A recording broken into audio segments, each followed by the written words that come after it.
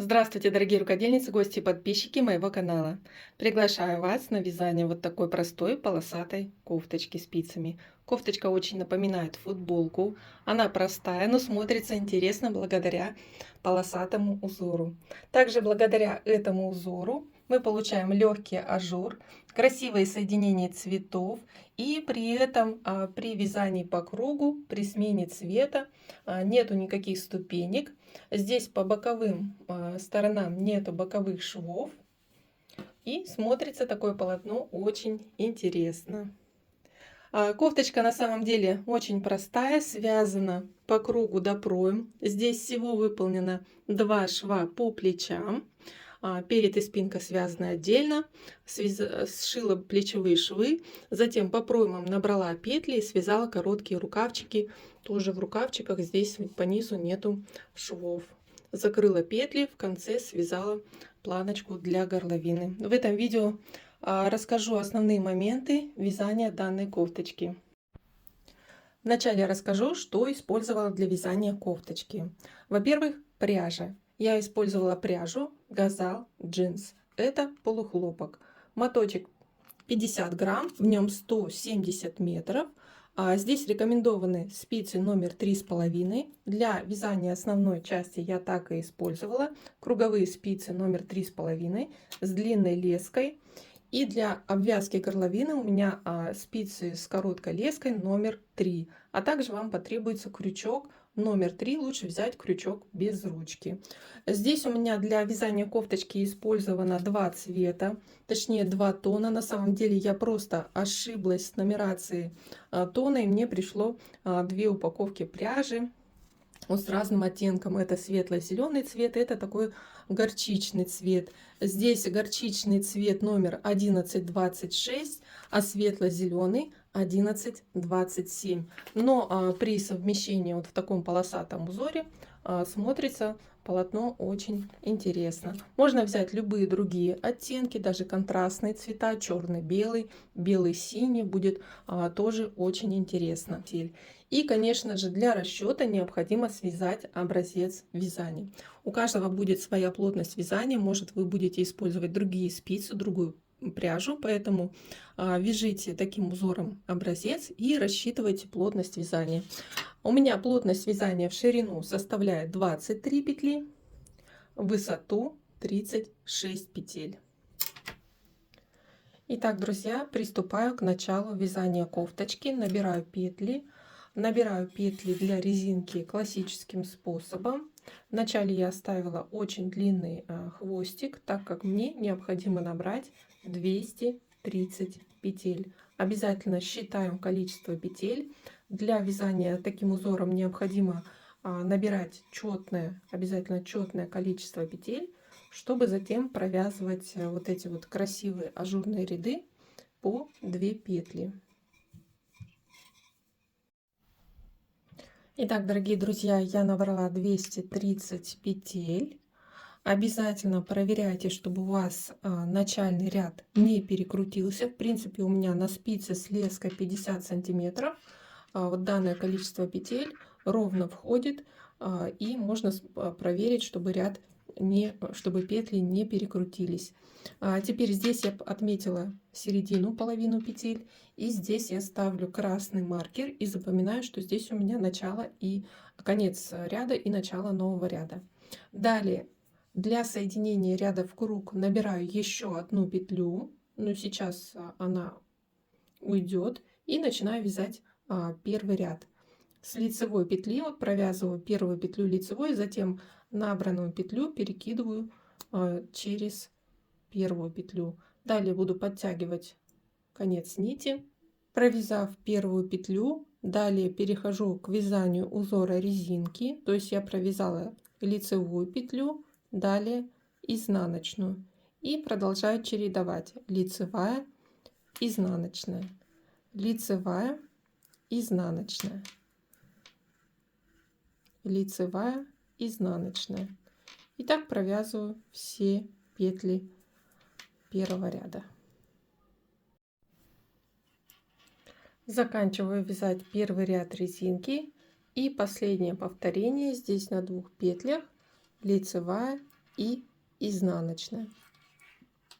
Далее перекидываю маркер и начинаю вязание второго ряда с лицевой петли. Здесь уже вяжем по рисунку лицевая, изнаночная, лицевая, изнаночная. Продолжаю вязать узор резинки. В начале кофточки можно вязать резинку на любую высоту. Я провяжу на высоту 5 сантиметров резинку 1 на 1, а далее уже буду переходить на вязание основного узора кофточки. Дорогие рукодельницы, продолжаю вязать полосатый узор по кругу цельным полотном. И по боковым швам, видите, место перехода к новому цвету абсолютно незаметно. Ни в узоре вот этим ажурных дорожек, ни при смещении цвета. И смотрите, как здесь я перехожу к вязанию нового ряда. Я провязала 11 рядов светло. После того, как сформировала вот эту вот дорожку, провязала 11 рядов лицевой гладью, и теперь следующий ряд меняю цвет нити, и для этого протягиваю по изнанке другую нить, и эту нить провожу впереди последней петли, вот так вот, чтобы она оказалась на лицевой стороне. Подтягиваю последнюю петельку, возвращаю маркер и начинаю вязать ажурную дорожку. Также завожу спицу за 2 петли, подхватываю уже нить другого цвета, вот, потом провожу нить за вязание, ввожу спицу в 2 петли и за вторые стеночки провязываю их лицевой, 2 петли сбрасываю и повторяю этот прием, провязывая по 2 петли, формирую ажурную дорожку. Итак, провязав ажурную дорожку, далее продолжаю вязать по кругу лицевую гладь. Это значит, все ряды провязываю лицевыми. И далее вновь, получается, через 12 рядов меняю цвет нити при вязании ажурной дорожки. И получается, вот из-за протяжки через петлю здесь получается переход к новому цвету будет абсолютно незаметен. Дорогие рукодельницы, возвращаюсь к вязанию своей кофточки уже после того, как я связала спинку. Переднюю часть я еще не вывязывала, и вместе с вами буду провязывать и вырез горловины, и скос плеча. По сути, перед и спинка вяжутся практически одинаково, только вырез горловины вывязывается на другой высоте. А при вязании спинки вырез горловины и скос плеча по сути вывязываются одновременно. Смотрите, у меня кофточка получилась в ширину 50 сантиметров. До пройм я провязала вот здесь вот, смотрите, у меня остались петли переда. В круговую я провязала здесь по высоте 1, 2, 3, 4, 5, 6, 7, 8, 9 полосок. Провязала 10-ю полоску, сформировав ажурный ряд, и плюс первый ряд провязала. И получается у меня до высоты проймы кофточка связана 37 сантиметров. Если вы хотите провязать длиннее, то провязывайте больше полосатого узора. И здесь, смотрите, у меня провязано по спинке полных 1, 2, 3, 4, 5 полосок. И получается, что у меня длина проймы, вот здесь вы видите, что у меня протягивается ниточка, то есть я вяжу здесь уже прямым полотном, и ниточки я протягиваю с краю вязания. Да, и получается, что у меня ширина проймы составляет вот примерно 20 сантиметров. Если вам такая пройма узковатая, такое может быть, то есть вы хотите более свободный рукав, то здесь тоже вы можете провязать больше полосатого узора. И здесь получается при вывязывании вот последней полоски я формирую и вырез горловины, и скос плеча. Здесь у меня по спинке неглубокий вырез горловины, буквально 3 сантиметра, и скос плеча по высоте тоже получается около 3 сантиметров. Здесь я после ажурного ряда далее уже начинаю отдельно вывязывать одно плечо, одновременно закрывая петли для скоса плеча и одновременно также закрываю петли для выреза горловины. То есть разделив петли пополам. И затем провязываю и второе плечо. При вывязывании передней части, здесь уже я по спинке могу прикинуть, на какой глубине я хочу сделать вырез горловины по передней части. И здесь я уже прикинула, я провяжу вот 3 полоски узора. И далее после перехода к 4-й полоске начну вывязывать вырез горловины, то есть закрывать, разделив петли пополам и закрывать точно такое же количество петель, как для спинки. Уже скос плеча буду также закрывать при вывязывании последней полоски. Дорогие рукодельницы, я довязала переднюю часть вот до нижней точки начала выреза горловины по передней части. Всего я провязала 3 полоски, провязала следующую полоску ажурный ряд и выполнила еще один ряд, который проходит по изнанке. И в следующем ряду буду начинать вывязывать вырез горловины. Для этого все петли передней части делим пополам. То есть у меня получается 2 половинки по 58 петель. Здесь я по центру поставила маркер. И далее буду вывязывать в следующем порядке. Смотрите, вырез горловины. Вот первый ряд я провязываю от края до центра. 58 петель. У вас может быть это другое количество петель. Далее я вначале закрываю от центра 14 петель. Кстати, при моем способе закрытия горловины, то есть то количество петель, которые я указываю, у меня получается ширина горловины 19 сантиметров. Если вам нужна горловина шире, то увеличивайте количество петель при закрытии горловины. Я закрываю 14 петель во втором ряду и далее довязываю петли до края полотна. И теперь далее мы будем вывязывать одно плечо и затем уже будем вывязывать второе плечо. И при вывязывании передней части, как я говорила, сейчас я только закрываю горловину и уже после буду вывязывать скос плеча. При вязании спинки я одновременно выполняла убавление и для выреза горловины, и для скоса плеча. Далее второй ряд провязали, третий ряд от края полотна до выреза горловины провязываем все петли. И в четвертом ряду закрываю 3 петли. Здесь уже формирую небольшое закругление горловины. Закрываю 3 петли, затем довязываю петли до края полотна. Пятый ряд провязываем все петли до края горловины. В шестом ряду закрываю 2 петли и довязываю петли до края полотна.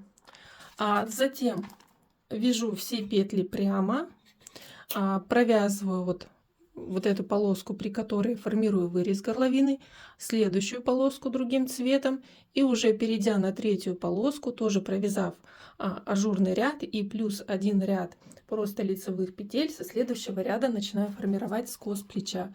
При закрытии петель для скоса плеча вначале закрываю 5 петель, затем через ряд закрываю 4 петли, через ряд закрываю 3 петли, 2 петли и 1 петля. Провязываю еще один ряд и после уже закрываю все петли. И вот такой получается скос плеча. 5, 4, 3, 2 и 1 петля. Провязали все петли до края горловины и затем закрыли все петли. И, дорогие друзья, еще один момент. Если мы одну сторону вяжем начало закрытия петель для выреза горловины, то есть у нас идет справа налево направление, и в следующем ряду мы провязываем петли выреза горловины, закрываем, то при вязании второй части мы уже будем присоединять. То есть здесь у нас по лицевой стороне проходит первый ряд, здесь мы присоединяем нить к краю вязания и провязываем первый ряд по изнанке. И будем уже закрывать петли. Если мы здесь закрываем петли, получается, я буду закрывать в изнаночных рядах, то здесь буду закрывать петли в лицевых рядах. Закрытие петель выполняйте любым способом. Дорогие рукодельницы, я почти довязала свою кофточку или футболку, связала до конца переднюю часть, точно так же, как и спинку. Здесь только ниже оформила вырез горловины, скос плеча, все то же самое. Затем я сшила плечевые швы, примерила обязательно, посмотрела, что основная часть кофточки хорошо сидит, и теперь приступаю к вязанию рукавчиков. Вот один рукавчик я уже связала. Можно вязать рукавчики отдельно, то есть по ширине проймы, рассчитать по плотности вязания, сколько вам нужно набрать петель, связать прямое полотно, можно связать по кругу рукавчик и затем вшить в пройму. Но мне кажется, гораздо проще набрать петли по краю проймы и провязать рукавчик на нужную длину. Здесь получается направление вязания от кофточки к краю рукавчика. Здесь я провязала рукавчик по кругу. Здесь, видите, внизу нету шва.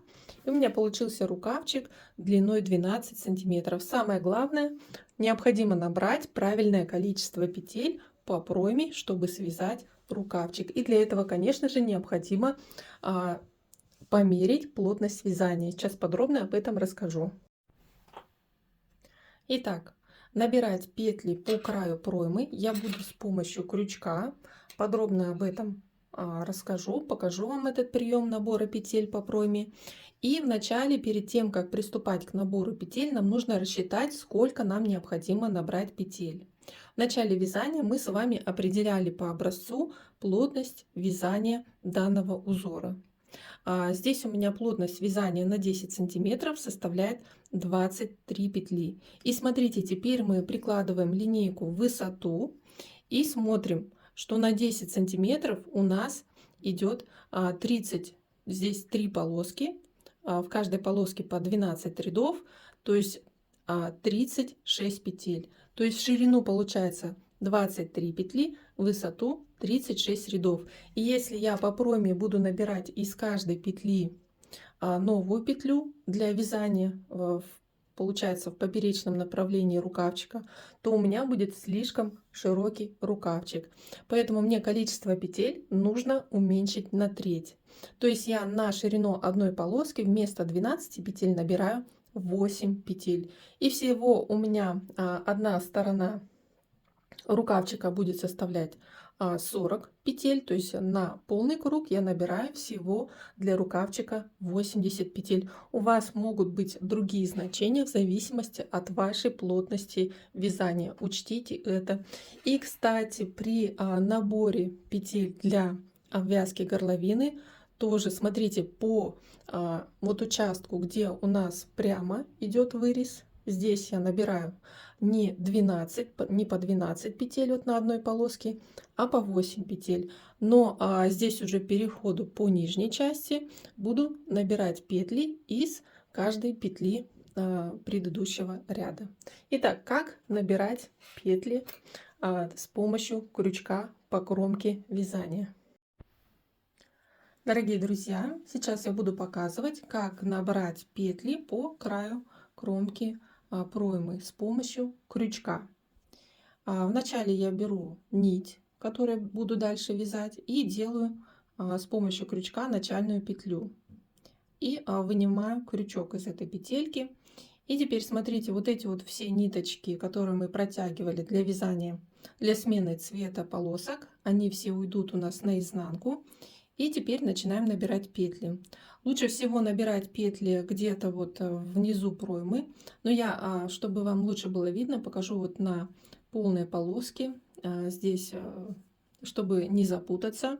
Смотрите, вот они идут кромочные петли. Вот она кромочная петля первая.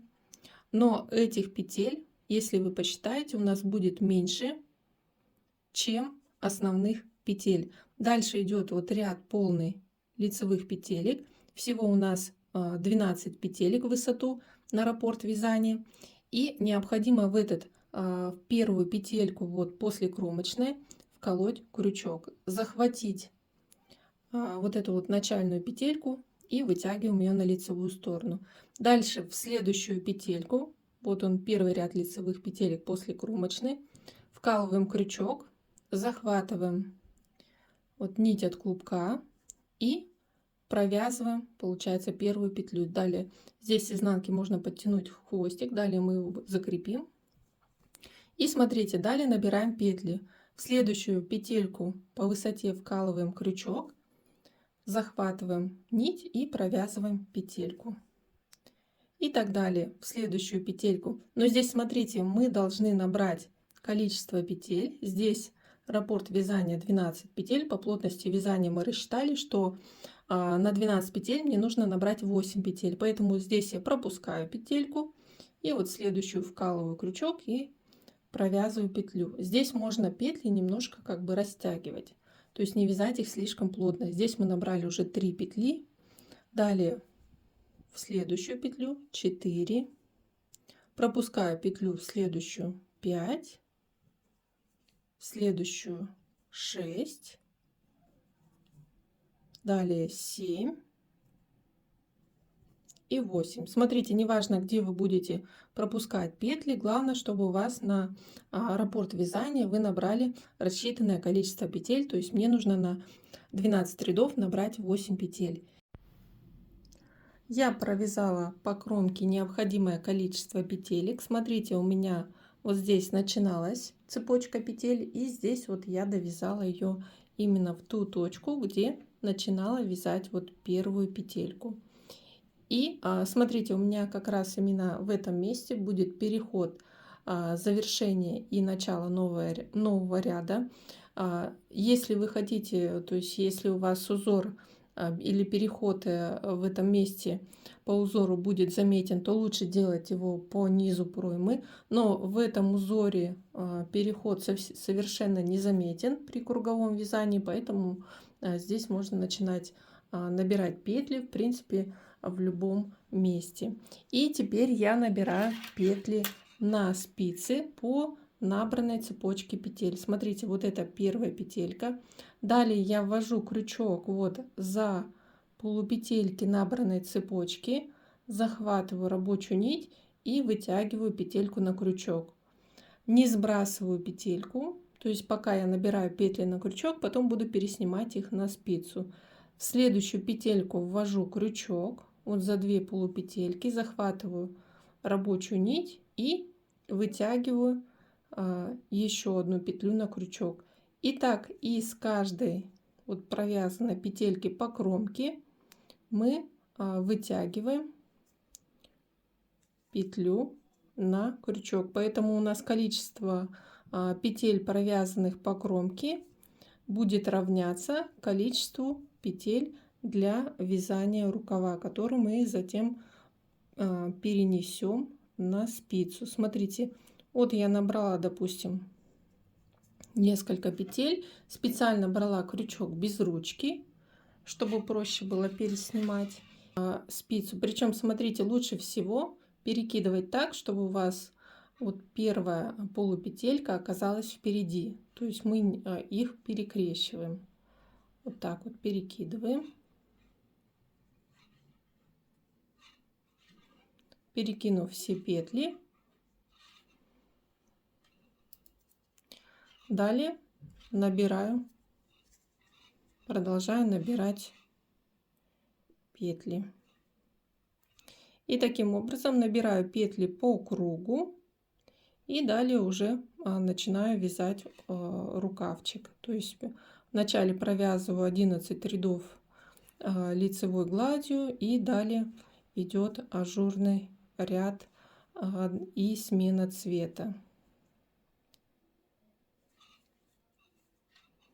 Еще хотела заметить, смотрите, при таком способе набора петель у нас кромка, получается, не растягивается.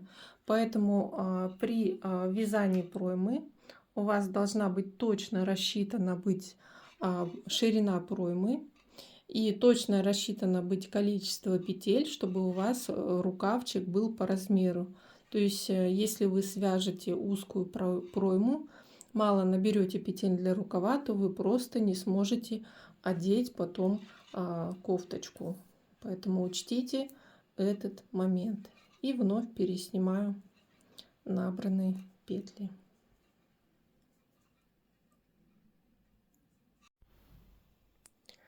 Дорогие рукодельницы, я заканчиваю вязать рукавчик. Здесь я провязала 3 полосочки, 11 рядов лицевой глади. При вязании 12 ряда присоединила нить другого цвета.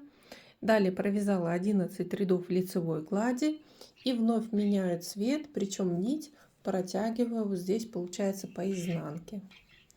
И далее, провязав третью полоску, меняю цвет нити, провязав ажурный ряд, и еще 10 рядов провязала резиночку 1 на 1. И теперь закрываю петли. Закрыть петли вы можете любым способом. Можно закрыть петли эластичным способом. Я буду закрывать петли, сделав край, который не будет сильно растягиваться. Вначале провязываю вот лицевую изнаночную. И далее первую петлю перекидываю или накидываю сверху на вторую петлю. И далее по рисунку провязываю лицевую петлю, вторую петлю со спицы перекидываю через провязанную петлю. Далее по рисунку изнаночная петля и вновь накидываю сверху предыдущую петлю. Итак, закрываю все петли. При таком закрытии петель край не тянется, и сверху получается вот такая вот косичка петель. Если хотите, можете использовать любой другой способ закрытия петель. После того, как я довяжу рукавчик, мне остается только обвязать горловину. Дорогие друзья, я сделаю отдельное видео, и в этом видео будет классический способ обвязки горловины. Там все подробно покажу. В принципе, похожий способ набора петель, как для пройм. Здесь будут небольшие нюансы. Далее при вязании планочки. В этом видео будет все подробно показано. Видео смотрите либо в подсказке, и оставлю также ссылку под этим видео в описании.